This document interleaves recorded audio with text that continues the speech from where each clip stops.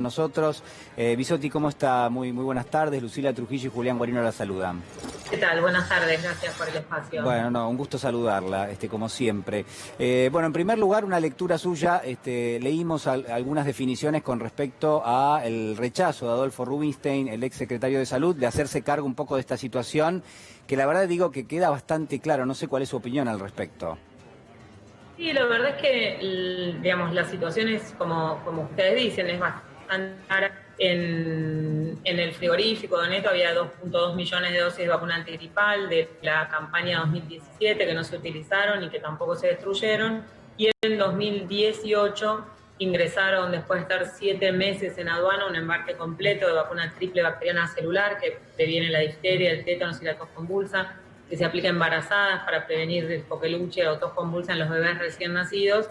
Y después de 7 meses de la aduana, con un informe técnico de 60 de las 600.000 dosis que estaban en mal estado y que habían que reclamarlas, dejaron en cuarentena el embarque, nunca hicieron ningún reclamo, ni siquiera hicieron ninguna consulta para utilizar y para distribuir ese embarque hasta que se venció.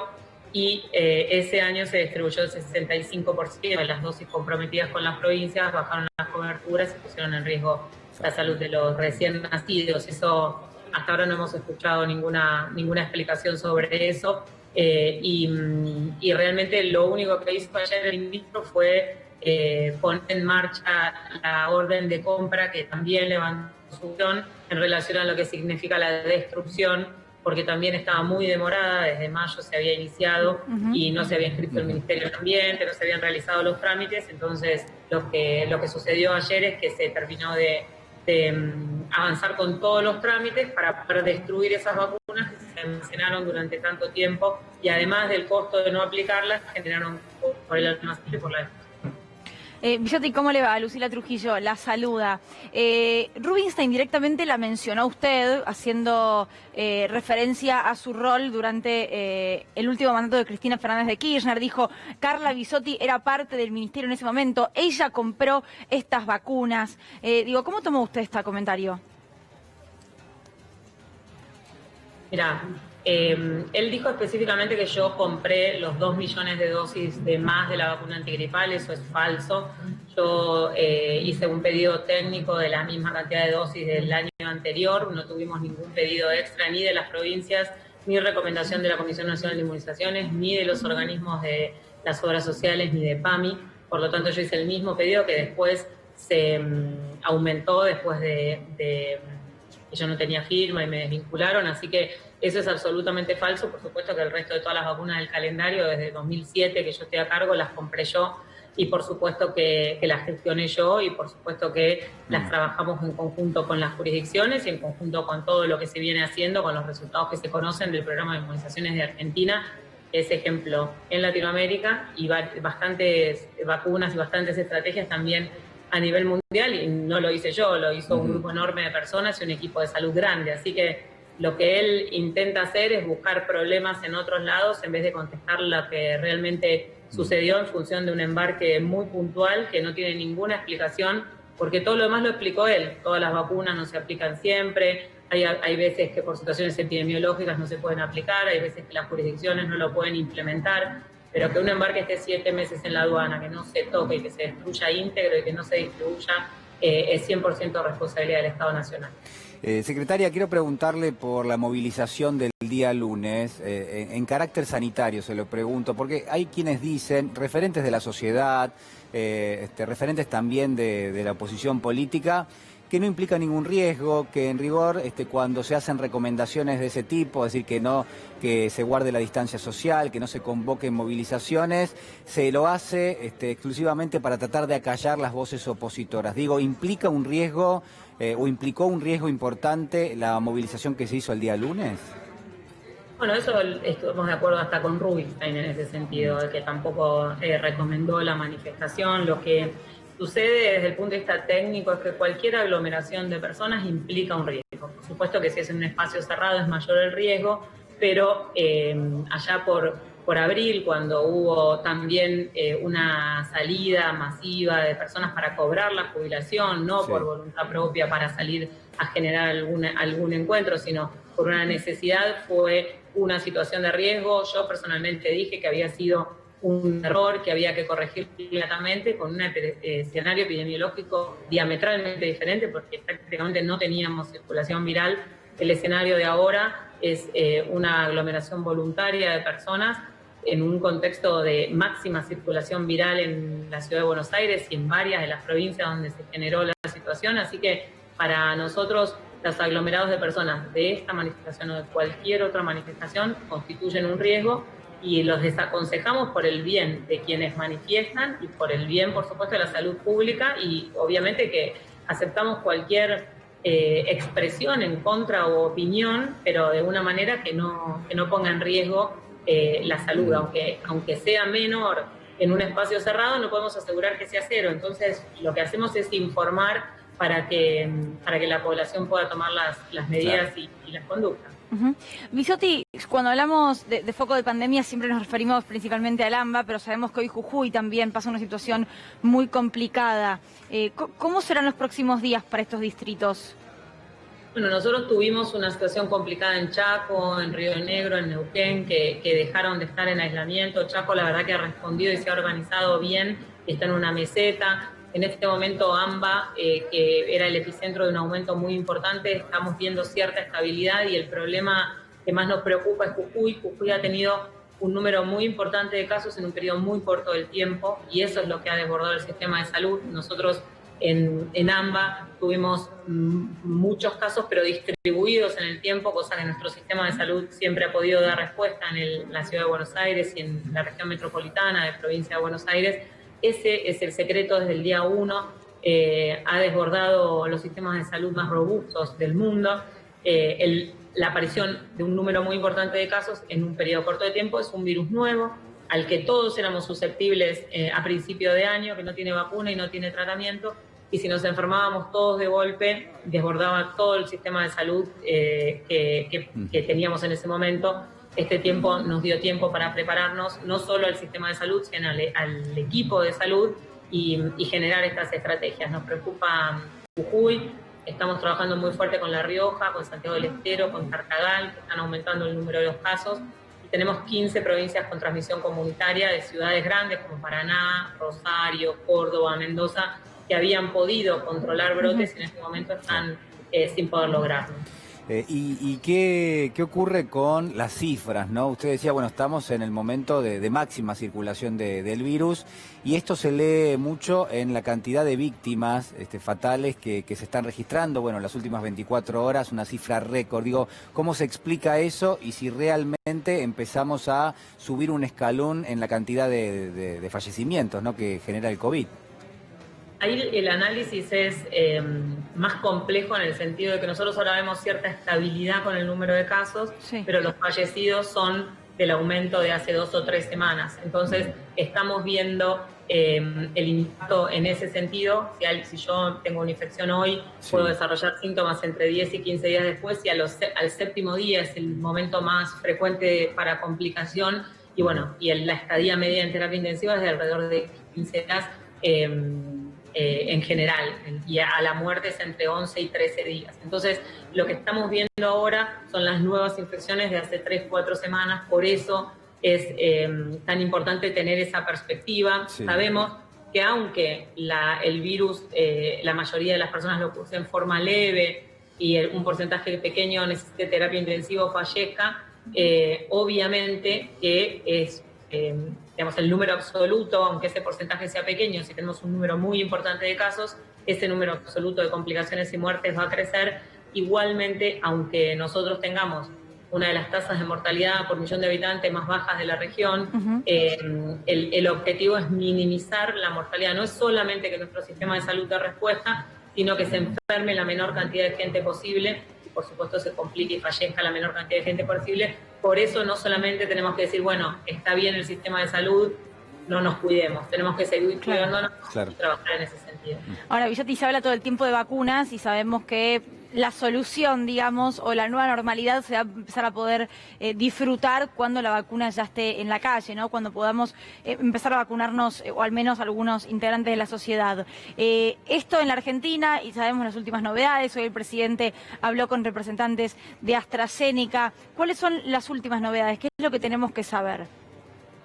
Sí, lo que me parece que el concepto más importante es que cada día que ganemos cuidándonos y dando un día que le damos a la ciencia para encontrar una solución, que puede ser un tratamiento que disminuya el tiempo de estadía en terapia, o una vacuna que prevenga en un porcentaje de la población la infección y disminuya a los susceptibles. Entonces, en ese sentido, la verdad que Argentina tenga la noticia de ser uno de los países junto con México que va a producir vacunas en Latinoamérica para Latinoamérica es una noticia importantísima desde lo estratégico y desde lo emocional para la población, porque te pone una perspectiva temporal concreta, obviamente con cautela, y hay que ir dando los pasos, pero digamos, primer trimestre del año que viene es una perspectiva temporal que focaliza el esfuerzo en los próximos meses para minimizar la transmisión y para trabajar en ese sentido y para prepararnos como país a generar las acciones para definir la población a vacunar, trabajar con las provincias, con las estrategias que ya empezamos a trabajar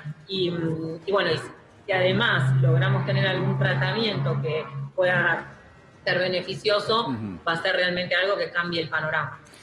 Secretaria, ¿cuál es la opinión que tiene con respecto a la situación de los trabajadores de la salud, ¿no? Que han realizado en las últimas horas también algún tipo de manifestación? Está claro, digo, que están atravesando el peor momento ellos también en términos de la cantidad de contagios que registran, algunos fallecimientos que se han dado también en las últimas horas, el de una enfermera en el Hospital Durán también en las últimas horas. ¿Es la situación mucho más crítica en este momento que lo que teníamos hace 2 o 3 semanas? Los trabajadores y las trabajadoras de salud son el eslabón más importante digamos, en esta pandemia. Nunca va a ser suficiente ni el reconocimiento, ni la remuneración, ni nada en el sentido del esfuerzo personal, la atención que están teniendo en la atención a los pacientes, de la atención y el estrés como grupo de trabajo, sí, y de también la preocupación por las familias. Nosotros venimos monitoreando específicamente a los trabajadores de la salud y a las trabajadoras de la salud. El porcentaje total del número de casos está disminuyendo y la curva se comporta como la curva de la población, lo cual no quiere decir que haya un brote, una situación diferente, que haya un impacto más alto que en otros países el coronavirus, y eso por supuesto que no quiere decir que no estén en la primera línea, sean un grupo de riesgo que está en una situación crítica, hay que reconocer, y justamente cuidarnos más es también una forma de reconocerlos para minimizar la necesidad del servicio de salud. Villati, y el día después, ¿no? Cuando esto pase, ¿cree que va a haber alguna política sanitaria que se transforme en política de Estado y que hasta el momento por ahí o no se le da importancia o no se creía que era tan relevante? Digo, en materia sanitaria, ¿en qué va a haber un antes y un después? Bueno, me parece que un Estado presente como el que estamos teniendo en esta pandemia en materia de salud, en relación a que se transformó todo nacional en función de la salud, no solamente nacional, sino provinciales también, y articular con todos los subsectores del sistema de salud, es una fortaleza que tenemos que tener para ver algunas cosas. La primera es que somos capaces de hacer cosas bien y rápido. La segunda es que tenemos que aprender a confiar más en nosotros y sobre todo a transformar este desafío en una oportunidad y sostenerlo, que la salud sea una prioridad, sea una política de Estado a partir de ahora. Me parece que es una oportunidad en general, la promoción de la salud, que la población entienda que el derecho a la salud es algo que deben defender, no solamente cuando se enferman, sino también promoverla, la prevención y todo lo que son las estrategias sanitarias de todas las áreas. Me parece que debe ser algo que tenemos que aprender y también sostener como sociedad las medidas de cuidado, porque eso va a impactar positivamente en todas las enfermedades respiratorias y en la transmisión de otras enfermedades también. Así que creo que la salud va a ser una prioridad a partir de ahora y eso es una oportunidad. Villati, quiero preguntarle por algo que publicó el diario La Nación hace algunos instantes nada más. Es una nota sobre vacunas. Dice, el Estado compró 30 millones de vacunas antigripales entre el 2010 y el 2017 y dice que no se aplicaron. 30 millones de vacunas comparadas entre el año 2010 y 2017 que no se aplicaron. Digo, ¿esto es cierto? ¿Por qué razón no se aplicaron? Esa es una asunción que tiene la diputada Ocaña, que lo viene diciendo hace unos años, hace un tiempo. En el año 2009, cuando surge la pandemia de influenza H1N1, no había una vacuna porque fue una cepa nueva, fue una situación parecida a esta. En el año 2010 la vacuna estaba comprometida para todo el hemisferio norte y lo que hizo Argentina fue algo parecido a lo que sucedió ahora, que es que se declaró de interés nacional, la producción nacional, se generó una planta de producción nacional con transferencia de tecnología y Argentina accedió en forma oportuna a la vacuna antigripal en 2010 y de ahí en adelante con una licitación pública, no con un convenio, que adjudicó un consorcio y que se encuentra vigente y se generan órdenes de compra anuales de vacuna antigripal producida en Argentina. La planificación de las dosis que se adquieren son en función de las solicitudes de las provincias y de las dosis aplicadas del año anterior y se distribuyen las dosis y la gestión de la aplicación de las vacunas es de cada una de las jurisdicciones. Lo que dice el artículo de La Nación es que entre las dosis que se distribuyeron y las que se aplicaron hay un porcentaje, un número importante de vacunas que no se aplicó y se tuvo que distribuir. Esa interpretación es falsa. El Estado Nacional las distribuye a las provincias las aplican y en el contexto de la aplicación y sobre todo desde 2010, que todo el sistema de registro ha mejorado muchísimo en el último tiempo, no quiere decir que no se hayan aplicado, sino que probablemente no se hayan registrado y probablemente algunas de las vacunas no se hayan aplicado en las provincias, pero el Estado Nacional de ninguna manera distribuyó y ya la cuenta del título da 21 millones y pusieron 30 millones, así que el Estado Nacional no ha destruido ese número de dosis, es falsa esa información. O sea que desmentimos entonces la información que está en este momento en el diario La Nación, ¿no? El Estado compró 30 millones de vacunas antigripales entre 2010 y 2017 que no se aplicaron. Acaba de decir Carla Bisotti que esto no es así. Lucila. Sí, yo le quería preguntar, bueno, seguimos hablando de las vacunas, ¿no? Que me parece que hoy están en el centro de la escena. Y también, lamentablemente, Bisotti, cuando se habla de marchas anticuarentena, se escuchan incluso en televisión a personas hablar en contra de las vacunas, digo, haciendo un poco alusión a esto de no, si uno tiene una buena energía y es positivo, nada va a ocurrir. Me parece importante que ustedes desde el Estado también no puedan remarcar la falsedad de estas frases, de estos lemas.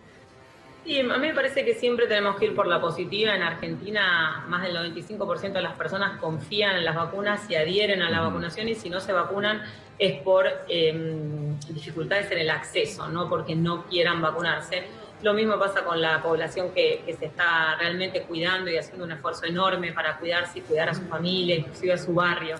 Entonces, dicho esto, son una minoría las personas que no adhieren a la vacunación, sí son muy notorios, se hacen notar, y pueden generar un riesgo para quienes pueden tener alguna duda. Así que en Argentina las vacunas son gratuitas, son obligatorias porque son un beneficio individual y son un bien social porque protegen de forma indirecta a quienes no pueden vacunarse. Hay una ley que lo define así, es una política de Estado. Y es muy importante también transmitir que las vacunas son seguras y son eficaces, que tienen pruebas para generar, digamos, esta información en relación a la seguridad y a la eficacia, y que después de registrarse y después de aplicarse, tanto en el sector público como en el privado, se sigue vigilando la seguridad y cualquier signo de alerta se evalúa permanentemente. Así que es muy, muy importante ese mensaje, pero no perdamos de vista que son pocos y es muy importante aclararlo para que no hagan dudar a algunas personas. Bueno, hecha la aclaración entonces. Carla Bisotti, secretaria de Acceso a la Salud, muchísimas gracias por este contacto con C5N.